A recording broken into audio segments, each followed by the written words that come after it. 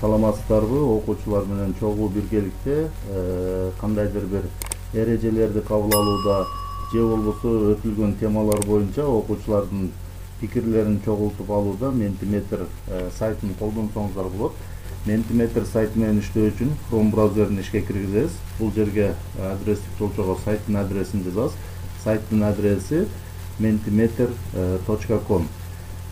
Эгерде бул жерге кириллица менен жазсак да болот. Сайттын адресин толук жаза турган болсок, түз эле сайтка киребиз. Ал эми кириллица менен Mentimeter деп жаза турган болсок, ушундай болуп сайттардын тизмеси чыгат. Бул жерден биринчиде турган Mentimeter Interactive Presentation Software деген шилтемени басабыз. Шилтемени басканыбызда сайттын алгачкы бети ушундай болуп ачылат. Бул жерде сайтка биринчи кезекте катталышыбыз керек.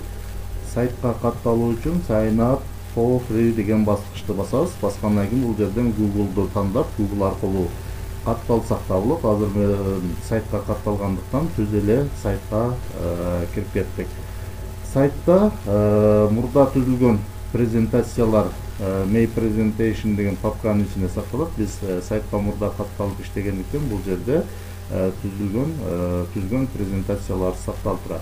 Мурдагы түзгөн презентацияларыбызды көрүү үчүн May Presentation деген шилтемени баскычты басканыбызда бул жерде мына мурда түзгөн презентацияларыбыз. Бул жерден бул презентацияларды колдонсок да болот. Эгерде өчүрүүнү кааласак, бул жерден презентацияны белгилеп, бул жактан delete баскычын басып, бул жерден yes delete деген баскычты басып койсок өчүп калат. Эгерде жаңы презентация биринчи кезекте катталганыбызда ушундай болуп ачылат сиздерден. Бул жерден презентация түзүү үчүн start from scratch деген баскычты басабыз. Басканда бул жерден бир канча шаблондорду сунуштайт. Бул жерден даяр шаблондорду колдонсоңуздар болот. Ал эми өзүңүздөр нөлдөн баштап түзө турган болсоңуздар, бул жерден blank дегенди тандасаңыздар болот. Азыр бул жерде бардык шаблондор ачылып турат. Бул жерден тематика боюнча тандасаңыздар болот. Азыр assessment деген тематиканы тандайм. Андан кийин бул жакта ушундай шаблондор чыгат. Кайсы шаблон жакса, ошол шаблонго алып барып туруп, плюс белгисин басып койсок, шаблон жүктөлөт. Шаблон жүктөлгөндөн кийин бул жерде слайдтын типтери чыгат. Бул жерде multiple choice, workload, булуттук сөздөр, варианттары менен берилген, open-ended, ачык суроолуу презентациялар түзүп болот. Жана башка бул жакта бир канча слайдтын типтери бар. Жылдызчасы бар слайдтар, алар аркылуу акысыз слайдтарды колдонсок болот. Бул жерден окуучулар менен чогуу эрежени кабыл алуу үчүн булуттук сөздү колдонсок болот. Бул презентацияны экрандан чоң кылып чагылтып коебуз. Окуучулар өздөрү ар бири бирден эрежени жазганда чоң экрандан алардын сунуштаган эрежелери чагылдырылып турат. Бул жерден workload тандайлы, тандаганда ушундай болуп ачылат. Бул жерден биринчи контент деген панел ачылып турат. Бул жакта мына контент тандалып тургандыктан бул жерде контент деген панел ачылып турат. Бул жерде question деген жерге суроону жазабыз. Бул жердеги англисче текстти өчүрөбүз дагы. Бул жака алтын эреже деп жазалы. Алтын эреже. Демек окуучулар ар бири өздөрү алтын эрежелерди сунушташат. Ал эми description, описанияга эч нерсе жазбасак да боло берет. Бул жерден ар бир окуучу, эгерде бул жер 3 деп турса, ар бир окуучу 3төн эреже сунуштай алышат. Эгерде бул жерде 2 десек, 2 эреже, 1 дей турган болсо, ар бир окуучу бирден гана эреже сунуштаганга мүмкүнчүлүк болот. Азырынча мен 3 деп турайын. Андан кийин бул жактан сүрөт жүктөсөк болот. Бул жерде design деген баскычты тандаганыбызда бул жактан design деген панел ачылат. Бул жерден биз макетти өзгөртсөк болот. Мына тандаганыбызда ар кандай макеттер чыгат. Мисалы ушул макетти тандай турган болсок, бул жерге сүрөт дагы жүктөп койсок болот. Ал эми текст size деген жерден тексттин көлөмүн чоңойтуп кичирейтсек болот. Бул жерден биз тексттин өлчөмүн чоңойтуп кичирейтебиз. Ал эми ушул макетти тандагандан кийин бул жерден сүрөт жүктөө үчүн бул жерге контент баскычын кайра тандайбыз дагы. Бул жерден контент панелинен сүрөт жүктөө үчүн click to add image деген баскычты басып сүрөт жүктөп койсок болот. Азырынча биринчиде турган эле макетти тандап коелу. Андан кийин интерактив баскычын басканыбызда бул жактан интерактив панели ачылат. Бул жерден like, dislike кошуп койсок болот. Мына биринчи лайк кошоюн, андан кийин dislike. Ушундай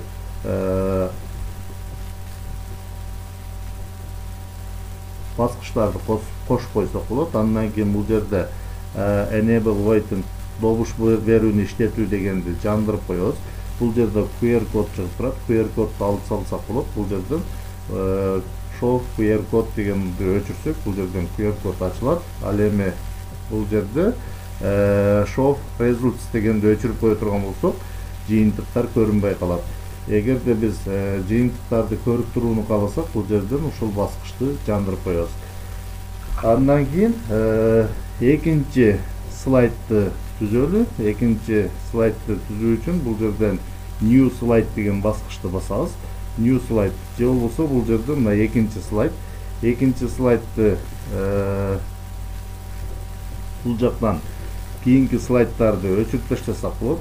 Delete slide, delete. Мына ашыкча жакпаган слайдтарды өчүрүп коелу. Бул жерден delete. Бул жерден дагы азыр бир канча слайдтар бар экен. Бул жерден бул слайдтарды өчүрүп коелу дагы, өзүбүз башка слайдтарды кошолу. Бул жерден бул слайдтарды өчүрдүк. Эми өзүбүз башка жаңы слайд кошуу үчүн бул жерден new slide деген баскычты басабыз. Басканда бул жактан мына типтерди сунуштайт. Бул жерден өзүбүз типтерди тандаганыбыз жакшы болот. Эми бул жерде multiple choice дегенди тандайлы. Тандаганда ушундай болуп ачылат. Бул жактан content дегенди тандайбыз дагы, бул жерге суроону жазабыз. Бул жердеги текст суроого мындай деп жазалы. Математикада каалагандай сандарды жазуу үчүн канча цифра колдонулат дейли. Андан кийин бул жака варианттарды жазсак болот. Биринчи вариантка 9 цифра дейли. Экинчи вариантка 10 цифра дейли. Үчүнчү вариантка 100 цифра дейли. Ал эми дагы вариант кошо турган болсок, бул жерде add option деген баскычты бассак, мына улам вариант кошулуп кетет. Бул жерге мисалы 1000 цифра деп коелу. Андан кийин ар бир варианттын оң тарабында изображениянын белгиси турат. Ар бир вариантка сүрөттөрдү дагы кошуп койсок болот. Бул жерден show correct дегенди жандыра турган болсок, туура жоопту белгилеп койсок болот. Бул жерде туура вариант 10. Эгерде бул жерде өчүрө турган болсок, туура вариант көрүнбөй калат. Жандырып коебуз. Андан кийин бул жерде enable multiple selection дегенди жандырып кое турган болсок, бул жерде өчүрүп эле коюшубуз керек экен. Сүрөт кошуп койсок болот. Андан кийин десигин менен бул жерден макеттерди тандасак болот. Бул жерде гистограмма, тегерек диаграмма түрүндө, круговой, бул жерден ар кандай варианттарды тандап койсоңуздар болот. Бул жерде мамычалуу диаграмма, бул жерде тегерек диаграмма, өзүңүздөргө жаккандай кылып тандап алсаңыздар болот. Бул жактан макеттерди дагы өзгөртүп койсоңуздар болот. Андан кийин интерактивди тандайбыз. Бул жерден QR код өчүп, бул жерде результат көрүнүп турат. Эгерде бул жерде өчүрүп кое турган болсок, результатты көрө албайбыз. Андан кийин бул жерге жакты, жакпады деген белгилерди кошуп койсок да болот. Экинчи презентацияны түздүк. Кийинки презентацияны кошуу үчүн кайра эле new slide деген баскычты басып, бул жака биз слайдтарды кошуп койсок болот. Бул жерде мисалы ачык суроолуу слайд түзүү үчүн open ended дегенди тандадык. Бул жака биз ачык суроону жазабыз. Мисалы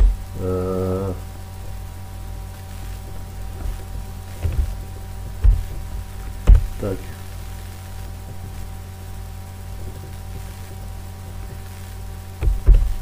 Эң кичине натуралдык санды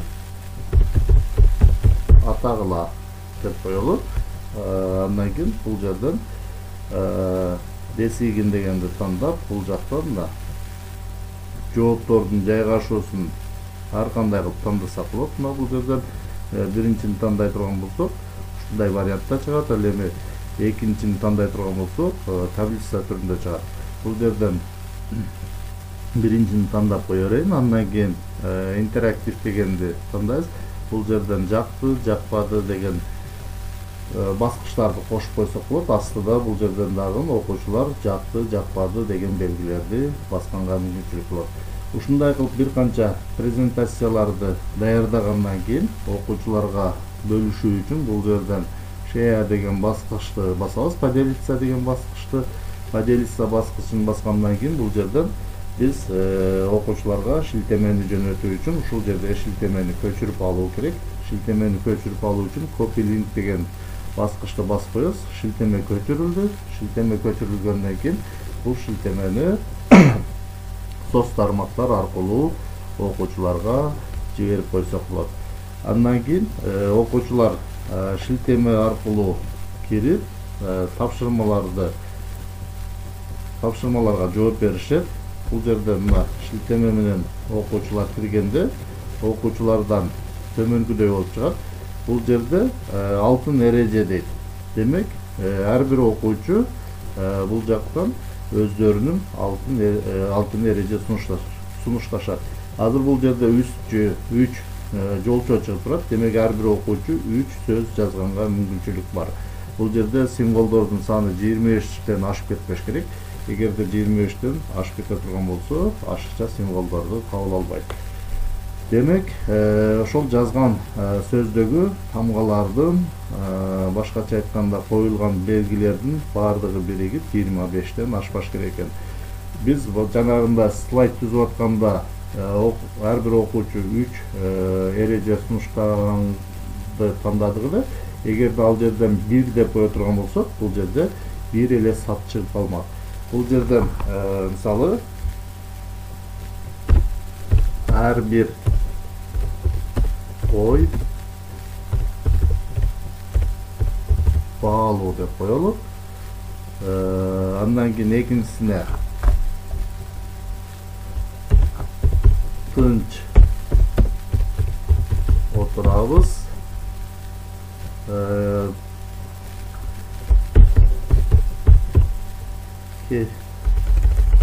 Сабактан кечик дейбиз деп коелу. Мына окуучу өзү сунуштаган эрежелерди жазгандан кийин бул жерден submit деген баскычты басат. Submit деген баскычты басканда бул жактан мугалим present деген баскычты басып коет. Бул жерде онлайн иштейт. Ошондуктан чоң экрандан мугалим чагылдырып коюш керек дагы окуучулардын пикирлерин чогултуп, окуучулар менен чогуу биргеликте иштесе болот. Мына бул жерден present деген басып кое турган болсок, окуучулардын азыр бул жерде мына окуучулардын жазган тексттери бул жака ушундай болуп улам келип жайгаша берет. Окуучулар чоң экрандан өздөрү сунуштаган эрежелерди чогуу экрандан көрүп турушат. Андан кийин кийинки слайдка өтүү үчүн мугалим бул жерден кийинки слайдка өткөрүү керек. Азыр бул жерден презентация кылалы. Кийинки слайдка мугалим өткөрөт. Кийинки слайдта ушундай болуп суроо чыгат. Окуучулардан ушул суроо бардык окуучуларга көрүнөт. Компьютерден кирип атса компьютерден көрүнөт, эгерде телефондон кирип атса телефондорунан ушул суроо чыгат. Ар бир окуучу өздөрү ойлонуп суроого жооп беришет. Бул жерден окуучулардын берген жооптору мамычалуу диаграмма түрүндө чыгат. Азыр бул жерден эми окуучулардын бул жерде эң кичине натуралдык санды атагыла деп атат. Бул жерден окуучулар эң кичине натуралдык санды аташат. Мына окуучулардан ушундай болуп көрүнүшөт. Окуучулар математикада каалагандай сандарды жазуу үчүн канча цифра колдонулат деп. Окуучулар өздөрү жоопторду тандашат. Жоопту тандагандан кийин submit деген баскычты басканда чоң экрандан төмөнкүдөй болуп чыгат. Мына бул жерден мамычалуу диаграммалар улам жайгаша берет. Мугалим бул жерден окуучулардын берген жообун карайт дагы. Эгерде көпчүлүк окуучулар туура жооп берген болсо, ал тема боюнча окуучулар жакшы түшүнгөнүн байкайт дагы. Окуучуларга бир аз татаалыраак тапшырмалар бере баштайт. Эгерде окуучулардын көпчүлүгү туура эмес жооп беришсе, анда ал тема боюнча кайра окуучуларга кайталап түшүнүктөрдү берүү керек болот. Же болбосо тапшырмаларды аткартуу керек. Андан кийин кийинки слайдка өтөт. Кийинки слайдка мугалим өткөргөндө окуучулардан кийинки слайд төмөнкүдөй болуп көрүнөт. Эң кичине натуралдык санды атагыла дейт. Мына бул жерге окуучу өзү жазат. Мисалы 1 деп жазды. Андан кийин submit деген баскычты басканда бул жактан окуучулардын жообу ушундай болуп мына бул жерден 1 деп чыкты. Улам окуучулар жазган сайын ар бир окуучунун жооптору ушундай болуп чыгып турат.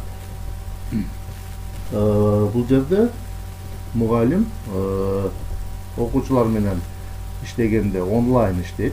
Окуучуларга чоң экрандан чагылдырып коет дагы. Презентацияларды улам өткөргөн сайын окуучулардын смартфонунан же компьютеринен суроолор, презентациялар улам алмашылып чыгып турат. Окуучулар ошол өздөрүнүн смартфону же компьютери аркылуу суроолорго жооп беришет.